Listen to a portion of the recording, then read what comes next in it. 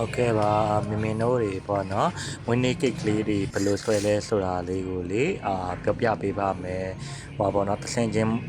ပြောပြပေးသွားမှာဖြစ်ပါတယ်ဗျအခုလိုမျိုးပေါ့နော်ကိတ်သားလေးကို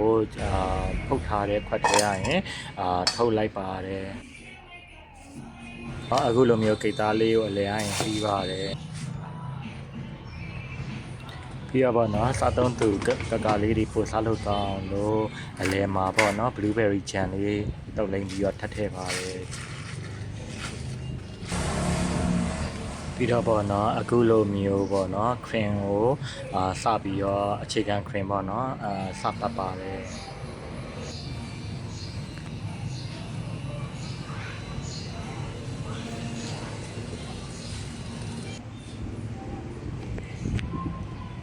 โอเคပြီးသွားရင်ပေါ့နော်ဒါကပတောက်ပန်းကိတ်ကလေးအသေးပုံပတောက်ပန်းကိတ်လေးဖြစ်တဲ့အတွက်ကြောင့်အပေါ်မှာပေါ့နော်ပကြီဆွဲတဲ့ပုံပကြီဆွဲဖို့အတွက်ရအတွက်ကိုပေါ့နော်အကျန်းပေါ့အကျန်းအရင်ဆွဲရပါတယ်